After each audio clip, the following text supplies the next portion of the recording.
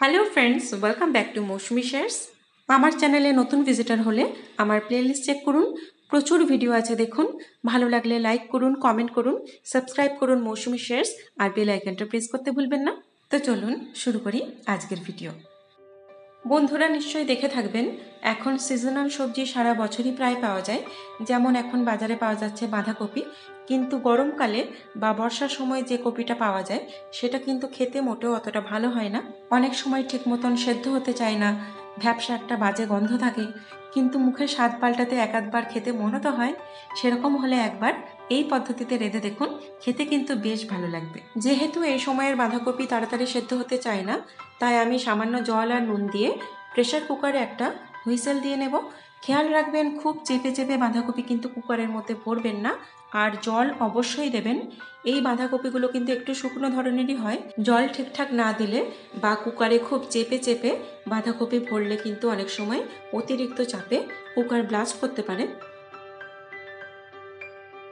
একটা হুইসেল পড়ে গেলে আমরা কুকারের পুরো স্টিমটা আপনা থেকেই রিলিজ হতে দেব। তারপর এটাকে ভালোভাবে ছেঁকে নেব। এই জলটায় যদি কোনো রকম গন্ধ লাগে তাহলে জলটা ফেলে দেবেন, আর যদি মনে হয় যে জলটা ঠিক আছে, কোনো গন্ধ নেই, তাহলে এটাকে রান্নায় ব্যবহার করতে পারেন। কড়াইয়ে একটু বেশি পরিমাণে সর্ষের তেল দিয়ে দিচ্ছি।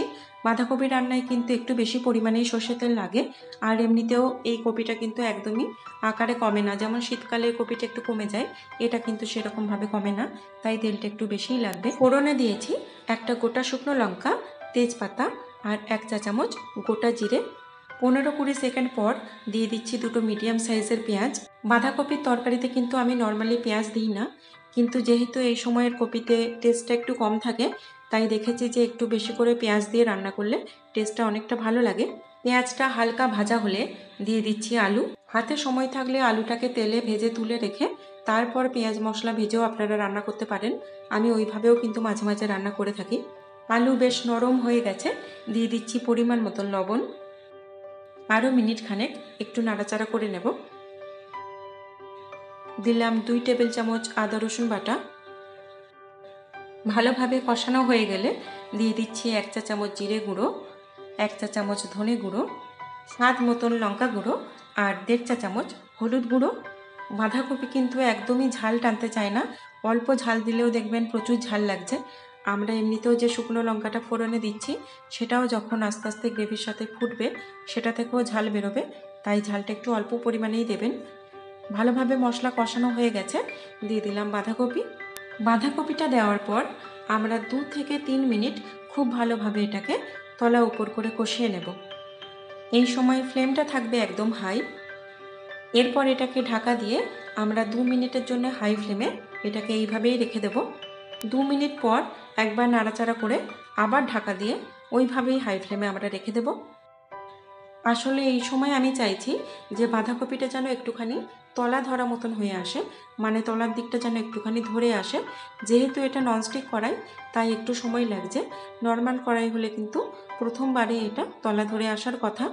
তো তলা ধরে এলে খুব সুন্দর একটা স্মোকি গন্ধ হয়, দেখবেন খুব ভালো ফ্লেভার আসে, খুব সুন্দর খেতে লাগে।